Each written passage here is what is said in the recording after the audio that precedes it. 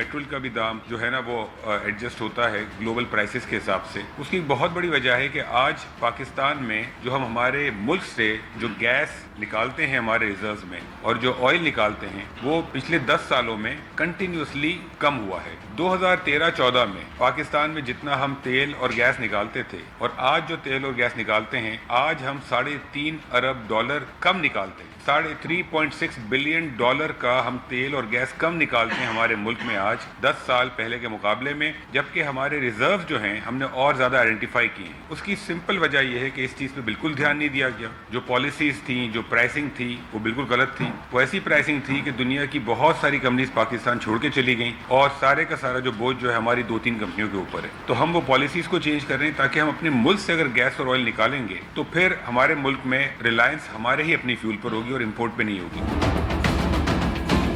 अस्सलाम वालेकुम नाज़रीन, प्रोग्राम दूसरा रुख में खुशामदीद। मैं हूं आपका मेज़बान नादर गुरामानी। इस वक्त अगर देखें नाज़रीन तो अवाम इस वक्त बिजली के बिलों से तंग है और हमने देखा कि रात को ये सामने फ़ैसला आया कि पेट्रोल की कीमतों में मज़ीद इजाफा किया गया है। अब अगर हम पेट्रोल की कीमतें देखें तो उसमें 26 रुपये इजाफा किया गया है, जिसके बाद अब पेट्रोल की फ़ी लीटर नई जो कीमत है वो तकरीबन 331 रुपये से भी बढ़ गई है। अवाम जो पहले ही महंगाई के ख़िलाफ़ सरापा एहतजाज है, अब सवाल ये उठता है कि इन मौजूदा फ़ैसलों के बाद जो मज़ीद अवाम पर बोझ पड़ेगा वो कैसे बर्दाश्त किया जाएगा। दूसरी जानिब अगर हम सियासत की बात करें तो नवाज शरीफ की वतन वापसी के हवाले से उनके शानदार इस्तकबाल के लिए मुस्लिम लीग नून ने तैयारियां भी शुरू कर दी हैं और मरियम नवाज साहिबा ने अहम इजलास जो हैं वो भी किए हैं। इसी के साथ साथ अगर हम देखें तो मुस्लिम लीग नून और पीपल्स पार्टी एक दूसरे के आमने सामने भी आ गई हैं और दोनों जमातों के दरमियान लफ्जी जंग जो है वो भी शुरू हो गई है। लेकिन हम प्रोग्राम में सबसे पहले बात करेंगे जो इस वक्त महंगाई की सूरत हाल है और जो मईशत की सूरत हाल है, और इसी मामले पर हम बात करेंगे डॉक्टर खाकान नजीब जो माहिर मुआशियात हैं। सर, बहुत ने टाइम निकाला।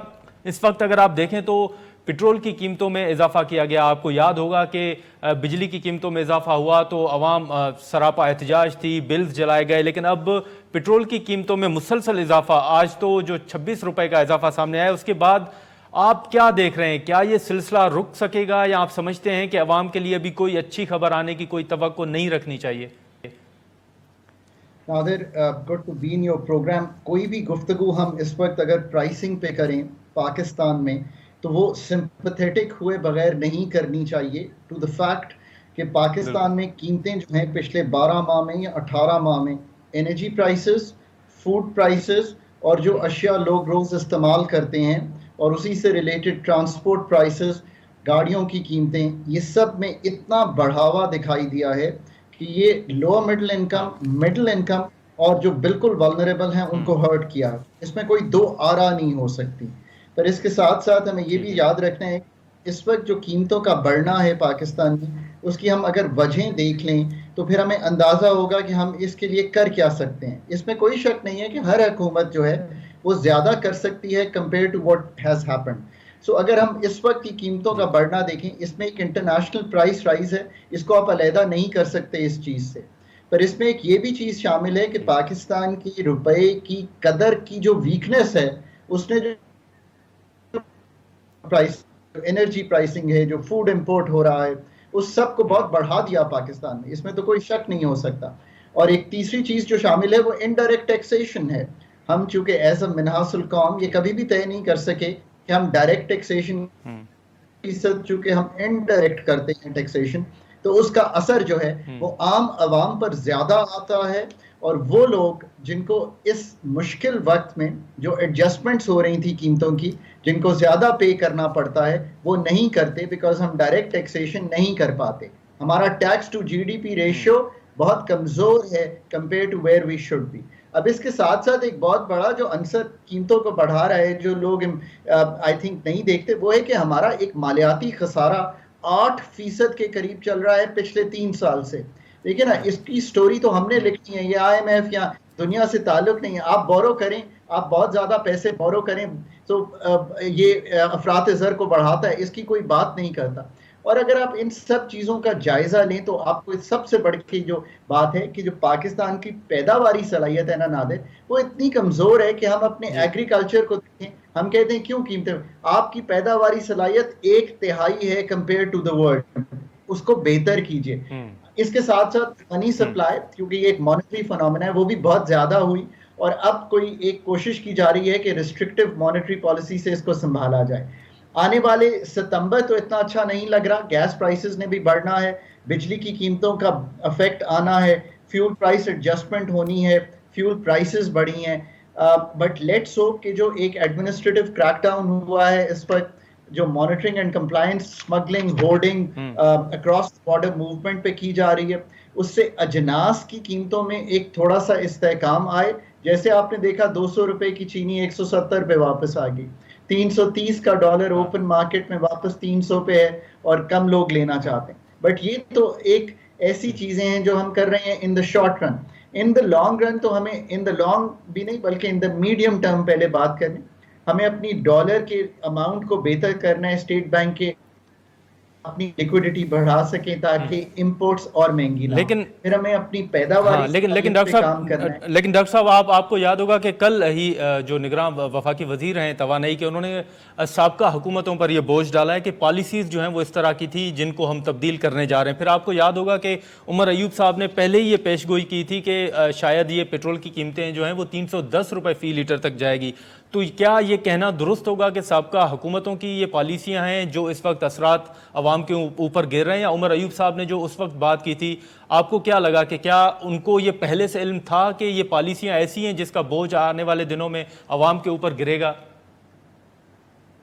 پالیسی اومیشنز اور پالیسی کمیشنز، یعنی کہ ہم نے جو فیصلے کیے وہ شاید اس اکنامکلی ساؤنڈ نہیں تھے، یہ بات درست ہے. اور پالیسی اومیشن سے مطلب ہے کہ ہم نے جو کام نہیں بھی کیے، مثلا کئی دہائیوں سے ہم کہتے ہیں ہم پرائیویٹائزیشن کرنا چاہتے ہیں پر کرتے نہیں ہیں.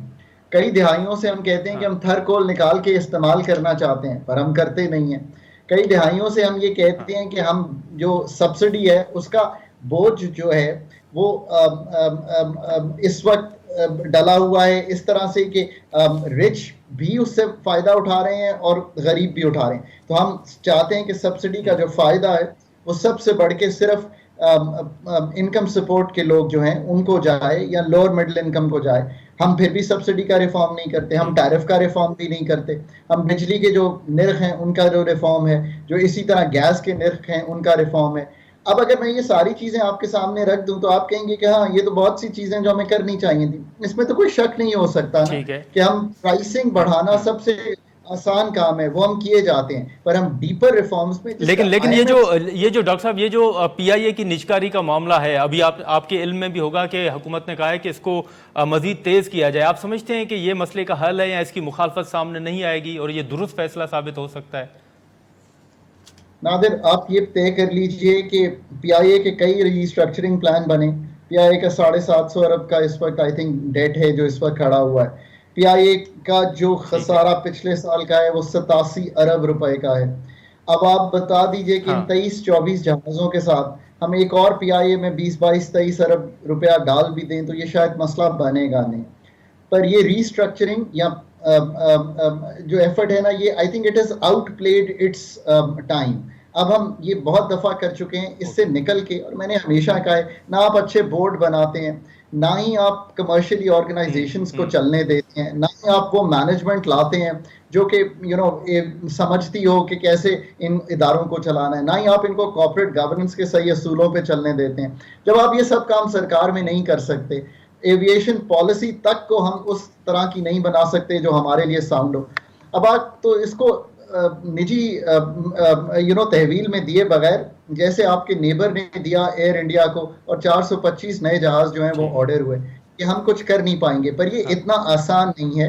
اس کو آپ کو پی آئی اے کو بائیفرکیٹ کرنا پڑے گا. پی آئی اے کی ہولڈنگ کمپنی میں اسکرائب اور روزویلٹ ہوٹل پڑا ہے، اس کو دیکھنا پڑے گا، امپلائیز کو سنبھالنا پڑے گا، روٹس کو دیکھنا پڑے گا، صحیح ویلیویشن کرنی پڑے گی. یہ سب کام کرنے کے لیے آپ کو خود پرائیویٹائزیشن میں بہت اسٹرینتھ بلڈ کرنی پڑے گی. آئی ایم ریئلی ہوپنگ کہ ہم یہ کام کر پائیں، پر میں تو پچھلی 1.5 دہائی سے یہی بات کر رہا ہوں. ڈاکٹر صاحب، لیکن اگر ہم بجلی اور پیٹرول کی قیمتوں پہ اگر ہم واپس آئیں، گیس کا بھی آپ نے ذکر کیا، آپ کو یاد ہوگا کہ اس تمام صورتحال کے بعد حکومت نے یہ ایک ان کا موقف سامنے آیا کہ انہوں نے آئی ایم ایف کے سامنے یہ بات رکھی ہے. آپ کو لگتا ہے کہ جو معاہدہ ہوا ہے اس کے بعد اب آئی ایم ایف اتنی فلیکسیبلٹی شو کرے گی کہ وہ پٹرول، بجلی یا ان معاملات میں کوئی ریلیف دے، کوئی فلیکسیبلٹی شو کرے؟ آپ کو توقع ہے؟ نادر، پاکستان نے نا یہ 23واں پروگرام کر رہے ہیں ہم، اس میں سے جو 21 پروگرام ہے وہ انکمپلیٹ چھوڑ دیا ہے. ایک پروگرام کمپلیٹ کیا جو 2013 میں شروع ہوا، وہ میں اینکر کر رہا تھا ایک چھوٹی ٹیم کے ساتھ وہ پروگرام. آپ یاد رکھیے I M F is a matter of good negotiation. آپ اپنا ڈیٹا سالڈ رکھیے. آپ نے اگر بلز کو سٹیگر کرنا ہے، اس کی کوئی کاسٹ ہے تو وہ بتا دیجئے کہ وہ کاسٹ ہم جا کے کس طرح ریکور کریں گے. آپ بتا دیجئے کہ یہ ایک ایبریشن آئی ہے، 2 بل اکٹھے چلے گئے ہیں، 7 روپے لگ کے 15 روپے کے قریب لگ کے چلا گیا ہے لوگوں کو جولائی میں. ہم چاہتے ہیں کہ 200 کیا، میں تو کہتا ہوں if I was negotiating with the fund میں کہتا مجھے 300 کی دو، بیکاز سمر میں ان کو سمجھاتا کہ بھائی جب لوگ 200 والے جب پنکھا آن کرتے ہیں، تھوڑا سا کولر آن کرتے ہیں تو گھر میں ان کا جو بل ہے وہ 300 یونٹس میں چلا جاتا ہے، تو مجھے 300 تک سٹیگر کرنے دو بل، مجھے کوارٹرلی ٹیرف سٹیگر کرنے دو. یہ سمجھنے کی بھی ان کو ضرورت ہے نا کہ ایک ملک جو اس میں 28% انفلیشن ہو، جس میں پیٹرول ڈیولپمنٹ لیوی 850 ارب کی کلیکٹ کرنے جا رہا ہوں، تو اس میں اگر میں 200 یا 300 کے بل سٹیگر کر دوں گا، پر میں کریک ڈاؤن کر کے باقی جو 590 ارب روپیہ ہے وہ کلیکٹ کروں گا، جو پبلک اور پرائیویٹ سیکٹر کے واجبات ہیں وہ کلیکٹ کروں گا، ڈسکوز کے ریفارم پہ آگے بڑھوں گا، تو وہ مجھے اتنا چھوٹی سی چیز بھی نہیں دیں گے. پھر تو I am not a good negotiator, I am not a good economist.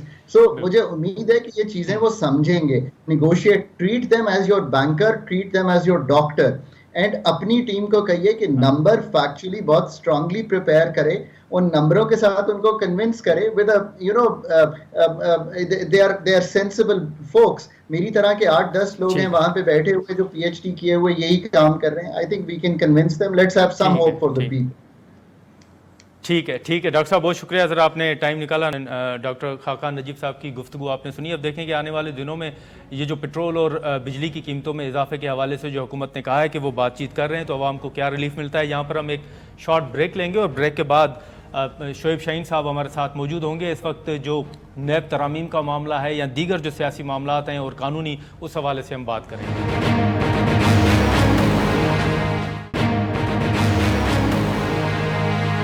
میں دوبارہ خوش آمدید ناظرین. شعیب شاہین صاحب اس وقت ہمارے ساتھ موجود ہیں. بہت شکریہ سر، آپ نے ٹائم نکالا. اس وقت اگر ہم سب سے پہلے ملک میں جو مہنگائی ہے، جو پٹرول کی قیمتوں میں اضافے کا فیصلہ سامنے ہے، اس پر اگر ہم بات کر لیں تو آپ کیا سمجھتے ہیں کہ اس وقت آپ کو یاد ہوگا کہ عمر ایوب صاحب نے پہلے ایک بات کہی تھی اور انہوں نے پیشگوئی کی تھی کہ شاید آنے والے دنوں میں پٹرول کی فی لیٹر قیمت جو ہے وہ 310 روپے تک پہنچے گی. اب یہ آپ کے اوپر بھی ملبہ ڈلتا ہے کہ یہ تحریک انصاف کی حکومت کی پالیسیاں ہیں، پھر آپ تنقید کرتے ہیں کہ پی ڈی ایم کی حکومت تھی یا نگراں حکومت کی ذمہ داری ہے.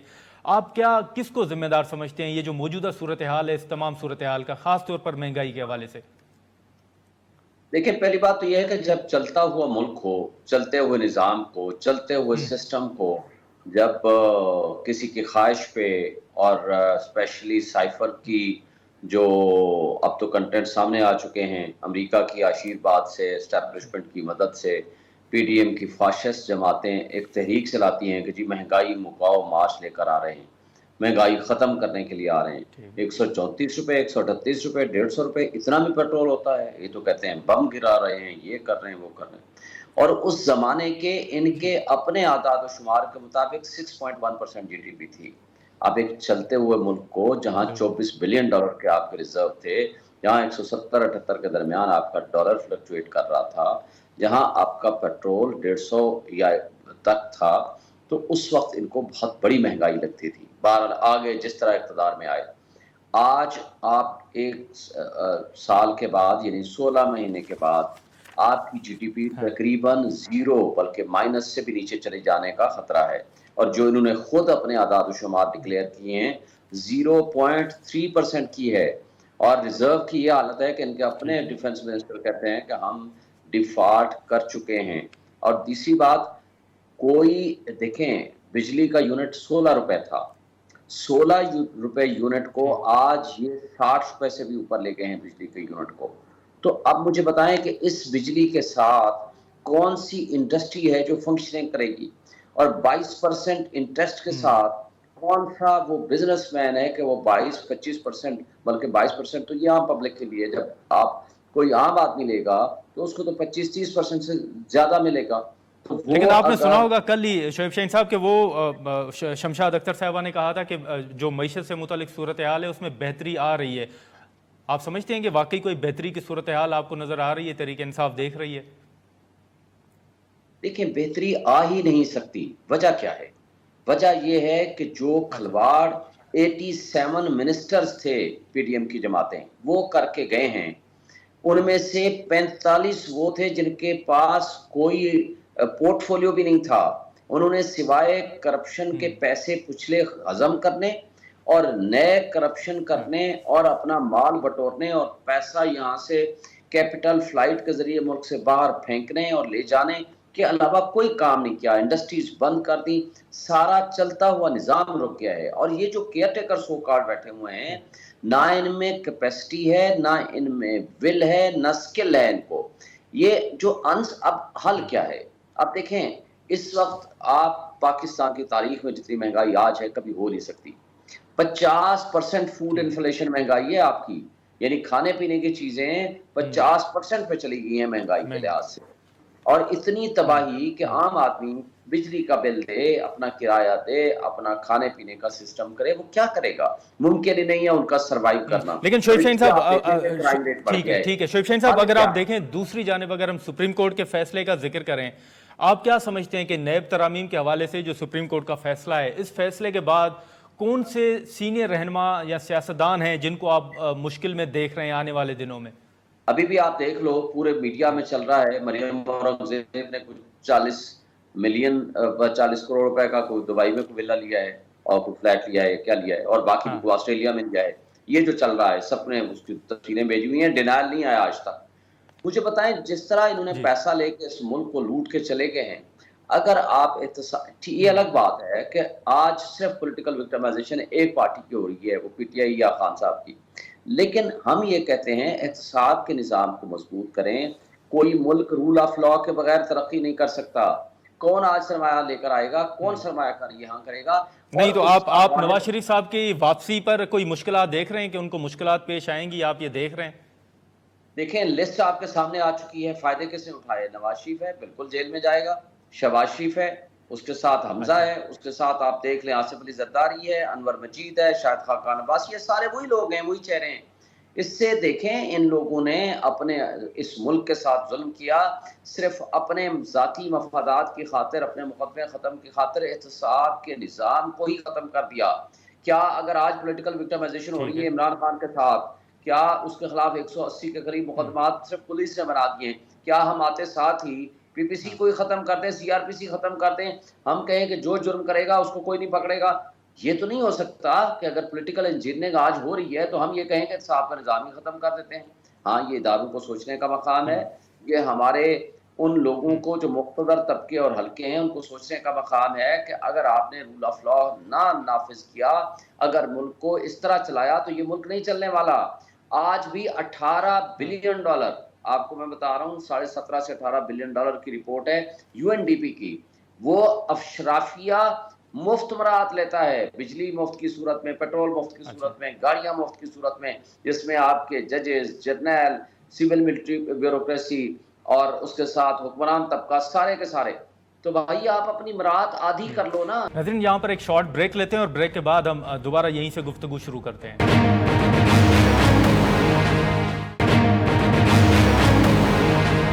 ویلکم بیک ناظرین. رانا ثناء اللہ صاحب کی اگر پریس کانفرنس سنی ہو تو رانا ثناء اللہ صاحب کہتے ہیں کہ انہوں نے تو یہ نیب ترامیم کی تاکہ تحریک انصاف کو فائدہ مل سکے, کیونکہ انہوں نے تو ان تمام کیسز کا سامنا کیا. اب انہوں نے کہا ہے کہ چیئرمین پی ٹی آئی جو ہیں وہ یہ کیسز بھگتیں گے اور ان کو ضمانت بھی نہیں ملے گی اور ریمانڈ بھی 90 دن کا ہوگا. تو انہوں نے کہا کہ وہ تو تحریک انصاف کے لیے یہ کر کے گئے تھے کہ بے رحمانہ جو قانون ہے وہ ختم ہو. جتنا غنڈہ گردی رانا ثناء اللہ نے مچا رکھی تھی پچھلے 16 مہینے میں, اس کو بڑا مہربانی تھی اس کی کہ جناب عمران خان کو کسی طریقے سے ان مقدمات سے ان کو چھوٹ دی جائے. وہ جھوٹ بولتے ہیں, صبح شام جھوٹ بولتے ہیں, آپ کے سامنے ہیں, ان کی کسی بات کا اعتبار اور بھروسہ نہیں ہے. آج ایک بات کریں گے, کل کون کرے. کوئی ایک شخص آپ مارکیٹ میں چلے جاؤ, آپ کہیں رانا ثناء اللہ جو بات کر رہا ہو اس پہ آپ کو بھروسہ اور بلیو ہوگا؟ بھائی پہلی بات تو یہ ہے کہ اس کو پتہ ہی نہیں ہے کہ یہ کیسا منسٹر ہے جو اپنے آپ کو لا منسٹر بھی کہلاتا تھا اور وکیل بھی ہے. یہ 15 دن کو یہ آرڈیننس کے ذریعے 30 دن کر کے گئے ہیں. اس 15 دن کو نہ تو چیلنج کیا تھا عمران خان صاحب نے، نہ وہ سپریم کورٹ نے اس کے اوپر کوئی ججمنٹ دی ہے، نہ اس کو سیٹسفائڈ کیا ہے. وہ 15 دن ہی ہے، لیکن انہوں نے صرف خان کو پھنسانے کے لیے جولائی میں آرڈیننس کر دیا. حالانکہ یہ ایکٹ بھی پاس کر سکتے تھے، لیکن ایکٹ اس لیے نہیں کیا کہ وہ پھر ان کے گلے کا پھندا نہ بن جائے. انہوں نے صرف خان صاحب کے لیے 30 دن کا ریمانڈ کا کر کے چلے گئے. یہ تو فراڈی لوگ ٹھیک ہے، لیکن آپ کا تجزیہ کیا کہتا ہے شعیب شاہین صاحب؟ آپ کا تجربہ یا تجزیہ کیا کہتا ہے کہ میاں صاحب واپس آئیں گے، یا پہلے کی طرح آپ کو لگتا ہے کہ نیب ترامیم سے متعلق جو فیصلہ ہے اس کے بعد اب کوئی دوبارہ ان کی جو تاریخ ہے وہ تبدیل ہو سکتی ہے واپسی کی؟ دیکھیں وہ صرف اس ایک سال میں 10 دفعہ تاریخیں دے چکے ہیں، صرف اس پچھلے ایک سال سے لے کر آج تک 10 مختلف تاریخیں کنفرم دے چکے ہیں. یہ ایک سال میں 5 سال سے باہر بیٹھے ہوئے ہیں. ان کا مجھے یہ نیب ترامیم سے پہلے بھی مجھے یقین نہیں تھا، اب بھی یقین نہیں ہے کہ وہ 21 نومبر کو آ رہے ہیں. بالکل مجھے نہیں لگتا جب تک اس کی پکی 100% سیٹنگ نہیں ہوگی کہ جی مجھے ہر حال میں آپ نے نکلوانا ہے، مینیج کرنا ہے آپ نے کس طریقے سے، کیونکہ ظاہر مقتدر لوگ ہی انہوں نے پہلے بھی ان معاملات کو سنبھالا ہے، اب بھی اس کو سنبھالیں گے. اگر جب تک وہ نہیں ہوگا وہ کبھی نہیں آئے گا. ٹھیک ہے شعیب شاہین صاحب، ایک آخری سوال آپ کا معاملہ الیکشن کے حوالے سے جو معاملہ ہے وہ سپریم کورٹ میں بھی ہے. اب قاضی فائز عیسیٰ صاحب کے آنے کے بعد تحریک انصاف کو سپریم کورٹ سے کیا توقعات ہیں کہ جو آپ کی آئینی درخواست ہوگی، الیکشن کا معاملہ ہوگا، اس پہ آپ کو کوئی توقع ہے کہ آپ کو ریلیف ملے گا، آپ کی سنی جائے گی؟ سر اس میں کوئی شک نہیں کہ قاضی صاحب کے لیے، قاضی فائز عیسیٰ صاحب کے لیے بہت بڑے چیلنجز ہیں، لیکن جہاں تک میں ان کو جانتا ہوں وہ آئین اور قانون پہ سختی سے عمل درآمد کرنے والے اور کرانے والے شخصیت ہیں. یہ نہیں ہو سکتا کہ آئین کہتا ہے 90 ڈیز میں الیکشن کراؤ، وہ آ کر بیٹھ جائیں، وہ کہے میں نہیں کراتا. ایسا ممکن نہیں ہے. میں یہ سمجھتا ہوں کہ بالکل وہ آئین کی بالادستی اور قانون کی حکمرانی کے لیے اپنا رول ادا کریں گے، ارسپیکٹو کہ اس وقت جو تقسیم کا عنصر ہے سپریم کورٹ میں، یہ بھی ایک چیلنج ہوگا، اس کو کم کرنے کی کوشش کریں یا ختم کریں. اور اسی طرح جو بنیادی حقوق معطل ہو چکے ہیں، آئین کی پامالی ہو رہی ہے، اور جس طرح لوگوں کو پکڑ دکڑ ہو رہی ہے، جس طرح مسنگ پرسنز ہو رہے ہیں، یہ بہت بڑی ذمہ داری ہے جو میں سمجھتا ہوں کہ ایک بیگیج چھوڑ کے گئے ہیں بندیال صاحب. بہت اچھے فیصلے دینے کے باوجود ایک کمزور چیف جسٹس ثابت ہوئے ہیں. تو میرا خیال ہے کہ ان کے اوپر ڈبل ذمہ داری ہوگی ہے، نہ صرف اپنے فیصلے کریں بلکہ ان فیصلوں پہ عمل درآمد بھی کرائیں. اور ہم امید رکھتے ہیں، کیونکہ ہمیں یہ بالکل 100% امید ہے قاضی صاحب پہ کہ وہ آئین اور قانون کی بالادستی کے لیے اور بنیادی حقوق کی بحالی کے لیے اپنا مثبت رول ادا کریں گے اور ڈیسائسو رول ادا کریں گے اور اس کو انفورس بھی کرائیں گے.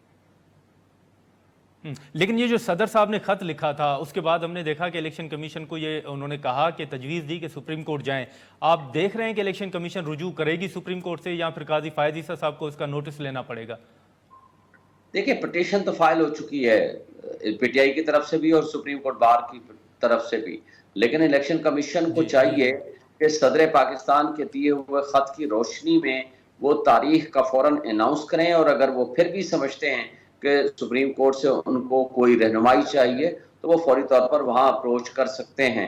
لیکن میرا خیال ہے کہ صدر کی دی ہوئی تاریخ کو وہ اگنور نہیں کر سکتے. اگر پہلے کی طرح وہ اگنور کریں گے، جیسے 30 اپریل کی تاریخ دی تھی صدر نے اور انہوں نے اٹھ کے 8 اکتوبر کی تاریخ دے دی تھی اور پوری جمہوریت کو ہی ڈیریل کر دیا تھا، اور سپریم کورٹ ان کے بارے میں وہ ساری فائنڈنگز بھی دے چکی ہے، تو میرا خیال ہے کہ اگر یہ طرز عمل ان کا رہا تو قوم ان کو معاف نہیں کرے گی. اور ان کے بارے میں پہلے بھی ہے کہ وہ الیکشن کمیشن نہیں ہے بلکہ ایک سلیکشن کمیشن بن چکا ہے، اور کسی کی خواہش پہ وہ یہ کام کرتے ہیں. لیکن میرا خیال ہے ان کو اپنے رویے بدلنے پڑیں گے اس ملک و قوم کے ساتھ خاطر اور آئین کی بالادستی کی خاطر. ٹھیک ہے شعیب شاہین صاحب بہت شکریہ سر، آپ نے ٹائم نکالا. ہم یہاں پر ایک شارٹ بریک لیں گے اور بریک کے بعد جو میاں صاحب کی واپسی کے حوالے سے باتیں ہو رہی ہیں اور کہا جا رہا ہے کہ شاید ایک بار پھر ان کی واپسی کی تاریخ میں کوئی تبدیلی آئے، اور دوسری جانب اگر ہم دیکھیں تو نون لیگ کی جانب سے ان کے استقبال کے حوالے سے تیاریاں بھی شروع کر دی گئی ہیں. اسی حوالے سے ہم سینئر صحافی حسن ایوب صاحب سے بات کریں گے جنہوں نے حال ہی میں میاں صاحب سے لندن میں اہم ملاقات کی ہے. اب ان سے پوچھیں گے کہ میاں صاحب واپسی کے حوالے سے کیا سوچ رہے ہیں، اور جو سیاسی صورتحال ہے، وفاقی کابینہ کی تشکیل ہے، اس حوالے سے بھی ہم حسن ایوب صاحب سے گفتگو کریں گے.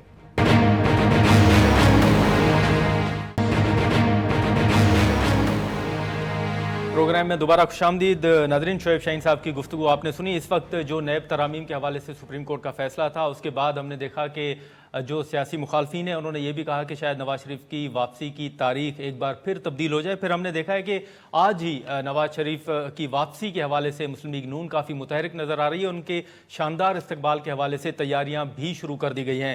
سینئر صحافی حسن ایوب صاحب ہمارے ساتھ موجود ہیں, ہم ان سے بات کریں گے. انہوں نے حال ہی میں میاں صاحب سے لندن میں ملاقات بھی کی ہے. حسن صاحب بہت شکریہ, آپ نے ٹائم نکالا. اس وقت آپ دیکھیں کہ معاملہ آپ کے سامنے ہوگا کہ سپریم کورٹ کا جو فیصلہ آیا اس کے بعد یہ تاثر دیا گیا کہ شاید میاں صاحب کی واپسی کی تاریخ میں ایک بار پھر تبدیلی آئے. آپ نے ملاقات بھی کی میاں صاحب کے حوالے ان سے, اور آپ بتائیں گے کہ میاں صاحب کا جو واپسی کا پلان ہے وہ انٹیکٹ ہے یا سپریم کورٹ کے فیصلے کے بعد آپ سمجھتے ہیں کہ تاریخ تبدیل ہو سکتی ہے؟ نہیں, اب تاریخ جو ہے, بہت شکریہ نادر صاحب, اب تاریخ جو ہے وہ تبدیل نہیں ہو سکتی. اس تاریخ کا اعلان ہو چکا ہے. اچھا. اور اسی تاریخ کے اوپر جو سابق وزیر اعظم محمد نواز شریف صاحب ہیں وہ واپس آ رہے ہیں. اور بنیادی طور کے اوپر اگر دیکھا جائے تو جس آپ فیصلے کا حوالہ دے رہے ہیں تو اس فیصلے سے کوئی رتی برابر, کہتے ہیں رتی برابر بھی کوئی اثر یا کوئی فکر یا کوئی پریشانی سابق وزیر اعظم محمد نواز شریف صاحب کو نہیں ہے. جو ایک شخص ہے یعنی محمد نواز شریف, جن کا قصور نہیں بنتا تھا, جن کو آپ جو ہے سزا نہیں دے سکتے تھے, بغیر ٹرائل کے بلیک لا ڈکشنری کو استعمال کرتے ہوئے ایک منتخب وزیر اعظم کو گھر بھیجا گیا, جبکہ ایک ملزم کو ریمانڈ کے دوران سپریم کورٹ بلوایا گیا پرائم منسٹر کے پروٹوکول میں, اور وہ آیا داخل ہوا ججز گیٹ سے. اور آپ یہ بتائیے گا کہ کیا آپ نے تاریخ میں آج تک کبھی سنا ہے کہ کسی ملزم کو بلایا گیا ہو, جب وہ آئے اور جب اس کو دیکھتے ساتھ بےتابی کا یہ عالم ہو, محبت کا یہ عالم ہو کہ دیکھتے ساتھ اس کو کہا جائے کہ good to see you Khan sahab, welcome. تو آپ یہ بتا, لیکن حسن صاحب اس کی بندیال صاحب نے وضاحت بھی کی تھی کہ ان کے بیان کو اس میں کانٹیکسٹ وہ نہیں تھا جس میں لیا گیا. اوپر یعنی کوئی بھی کیس اگر نہیں بھی بنا اس میں گرفتار کرنے کا ارادہ ہے تو اس میں بھی بلینکٹ آرڈر دے دیا جائے. تو ایسا کبھی آپ نے سنا ہے کہ ایسے بلینکٹ آرڈر جو ہے وہ ملے ہو کسی کو, چاہے بیل بیفور اریسٹ ہو چاہے بیل پوسٹ اریسٹ ہو؟ تو یہ تو یعنی بیل پوسٹ اریسٹ والا کیس تھا جس میں ریمانڈ آلریڈی لیا ہوا تھا اور بیل کا form supreme court of Pakistan براہ راست نہیں تھی, اور وہاں پر بھی انہوں نے سہولت کاری فراہم کی. لیکن حسن صاحب آپ نے میاں صاحب سے ملاقات بھی کی. میاں صاحب یہ سپریم کورٹ کے فیصلے کے اوپر کیا رائے رکھتے ہیں؟ ان کو کوئی خدشات ہیں کہ وہ وطن واپس آئیں گے تو ان کو کوئی ایشوز ہو سکتے ہیں؟ کیونکہ رانا ثناءاللہ صاحب نے کہا تھا کہ میاں صاحب اگر واپس آئیں گے تو سب سے پہلے حفاظتی ضمانت ہوگی, اس کے بعد واپس آئیں گے.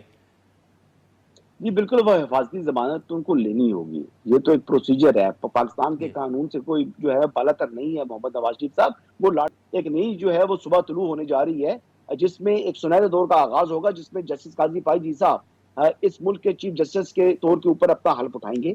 دیکھیں بات بڑی سمپل ہے کہ یعنی ایک طرف آپ کا جو رویہ یہ تھا کہ جس بندے پر جرم ثابت بھی نہیں ہو رہا, ٹرائل بھی نہیں ہوا بھی اس کا, تو اس بندے کو آپ نے نااہل کر دیا. اور ٹرائل کے بغیر آپ بتائیں کہ کون سا شخص آج تک نااہل ہوا ہے سوائے محمد نواز شریف کے؟ اس شخص کو اب وہ یہی بات کر رہے ہیں. اب نواز شریف صاحب سے جو میری ملاقات ہوئی ہے وہ کہتے ہیں کہ ٹھیک ہے, میرے ساتھ جو ہوا اس پر مٹی پاؤ والا بات بھی میں کر سکتا ہوں, لیکن جو 25 کروڑ عوام 2017 کے بعد جس جو ہے پاکستان نے نوز ڈاؤن کیا ہے, پاکستان کی اکانومی نوز ڈاؤن ہوئی ہے اور جو مہنگائی ہے اس نے ٹیک آف کرنا شروع کی ہے, وہ جو کہ رکنے کا نام نہیں لے رہی, تو اس کا وہ جرم جو ہے وہ 4 قتل کرنے والے بندے سے بڑا جرم ہے. تو جو لوگ اس معاملے میں ملوث ہیں یعنی ان کا احتساب ہونا چاہیے. اور ساتھ ساتھ انہوں نے کہا کہ جو جوڈیشل ایکٹیویزم اس ملک میں ہوا ہے اور جنہوں نے قانون اور آئین سے بالاتر ہو کر جن لوگوں نے جو ہے وہ قانون کا اور انصاف کا قتل کیا ہے, اگر جو نئی چیف جسٹس ہیں ان کا احتساب کرنا چاہیں تو اس کے لیے ٹھیک ہے حسن صاحب, لیکن یہ بتائیے گا کہ یہاں پاکستان میں ایک تنقید ہو رہی ہے کہ فواد حسن فواد ہو گئے, عہد چیمہ صاحب ہو گئے, ان کو کابینہ میں شامل کیا گیا. پیپلز پارٹی یہ کہہ رہی ہے کہ ایسے لگ رہا ہے جیسے وفاق میں نگران نہیں بلکہ مسلم لیگ نون کی حکومت ہے. اس ساری یہ جو انڈکشن ہوئی ہے, جو کابینہ کی تشکیل ہے, آپ سمجھتے ہیں کہ میاں صاحب اس پہ آن بورڈ ہیں ساری صورتحال میں؟ دیکھیں میاں صاحب جو ہیں وہ اس سے متعلق انہوں نے مجھ سے بات تو نہیں کی, میں تو اپنا انالیسس کر سکتا ہوں کہ ڈیفینیٹلی کہیں نہ کہیں تو ان کے رابطے ہوں گے نا, کہیں نہ کہیں تو ان کے رابطے ہوں گے, کہیں نہ کہیں ان کی بات چیت ہو رہی ہوگی, یا جو فارمر پرائم منسٹر ہیں شہباز شریف صاحب ان کے ذریعے ان کا رابطہ ہوا ہوگا. تو جو نئی حکومت بنی ہے وہ راجہ ریاض صاحب کی اور شہباز شریف صاحب کی مشاورت سے بنی ہے نا, اس میں تو بڑا obvious بات ہے. بالکل. تو ان کے لیے یہ لوگ قابل قبول تھے، تبھی ان کو نگران وزیر اعظم بنایا گیا ہے. اور ابھی جو یہ بات کہہ رہے ہیں کہ جو موجودہ وزیر اعظم صاحب ہیں یا ان کی کابینہ ہے، کابینہ سے متعلق تو مجھے معلوم نہیں ہے، لیکن ان کا نام بجٹ سیشن کے اختتام پر ہی جو ہے اس کے اوپر غور شروع ہو چکا تھا، اور وہ غور ہوتے ہوتے جو ہے وہ سارا معاملہ جو ہے اس کے بعد اینڈ میں آ کر جب اسمبلی کی مدت مکمل ہوئی ہے تو اس کے بعد انہوں نے اناؤنسمنٹ کیا ہے. حسن یہاں پر سوال لے لیں کہ اس وقت آپ یہ جو مسلم لیگ نون اور پیپلز پارٹی کا ہم نے دیکھا کہ اتحاد تھا، اتحاد میں رہے، لیکن اب ان کے لفظی جنگ بڑی شروع ہو گئی. آپ کا تجزیہ کیا ہے کہ پیپلز پارٹی اور نون لیگ کو آپ کہاں دیکھ رہے ہیں؟ میاں صاحب اگر واپس آئیں گے تو کوئی اتحاد ہوگا، کوئی بات چیت ہوگی؟ کیونکہ پیپلز پارٹی نے کھل کے کہا ہے کہ مسلم لیگ نون اپنے لوگ جو ہے وہ کابینہ میں شامل کروا رہی ہے، اور ایسے لگ رہا ہے کہ جیسے وفاق میں مسلم لیگ نون کی حکومت ہے. پھر آج حنیف عباسی صاحب نے پریس کانفرنس کی، کنڈی صاحب نے لاہور میں پریس کانفرنس کی. یہ لفظی جنگ شروع ہونے کی وجہ آپ کو کیا لگ رہی ہے دونوں جماعتوں کے بیچ میں؟ اس کی وجہ جو ہے وہ پاکستان میں ہونے والے انتخابات ہیں. عام انتخابات سب کو معلوم ہے کہ جنوری اینڈ یا فروری میں ہو جائیں گے. تو اب دونوں سیاسی جماعتوں نے کوئی انتخابی اتحاد میں الائنس میں تو جان نہیں رہی، دونوں نے اپنی سیاست کرنی ہے. پاکستان پیپلز پارٹی بڑی پولیٹیکلی میچور جو ہے وہ سیاسی جماعت ہے. پاکستان پیپلز پارٹی کے جو کو چیئرمین ہیں یعنی پریزیڈنٹ آصف علی زرداری صاحب، وہ کبھی بھی نواز شریف یا شہباز شریف پر جو ہے وہ تنقید نہیں کریں گے، نہ بلاول جو ہے وہ شہباز شریف یا نواز شریف پر براہ راست حملہ کریں گے. تو بات یہ ہے کہ یہاں پر نہ نواز شریف صاحب اور شہباز شریف صاحب پریزیڈنٹ زرداری یا بلاول بھٹو زرداری کے اوپر براہ راست جو ہے تنقید کریں گے. ان دونوں سیاسی جماعتوں کے جو سیکنڈ ٹیئر تھرڈ ٹیئر کی جو لیڈرشپ ہے یہ ایک دوسرے کے اوپر ظاہری بات ہے تنقید کرے گی، ایک دوسرے کے اقدامات پر تنقید کرے گی، لیکن الیکشن لڑیں گے اور الیکشن لڑنے کے بعد یہ اکٹھے ہو کر الائنس کے اندر گورنمنٹ فارم کریں گے. جو میرا تجزیہ ٹھیک ہے حسن صاحب، بہت شکریہ، آپ نے ٹائم نکالا، بہت شکریہ حسن صاحب. ناظرین کی گفتگو آپ نے سنی، اب دیکھیں کہ آنے والے دنوں میں کیا ڈیولپمنٹ سامنے آتی ہے. سیاست کے حوالے سے اگر ہم بات کریں تو مسلم لیگ نون کا جیسے ہم نے ذکر کیا کہ انہوں نے نواز شریف صاحب کی واپسی کے حوالے سے تیاریاں بھی شروع کر دی ہیں، لیکن پیپلز پارٹی کے بعض رہنما یہ سمجھتے ہیں کہ میاں صاحب جو ہیں وہ واپس نہیں آئیں گے. نیب ترامیم کے بعد اب کون سے رہنما ہیں جن کے لیے مشکلات پیدا ہو سکتی ہیں، اس حوالے سے شعیب شاہین صاحب کی گفتگو بھی آپ نے سنی. یہاں پر پروگرام کا وقت ختم ہوتا ہے، ہمیں دیں اجازت، اللہ حافظ.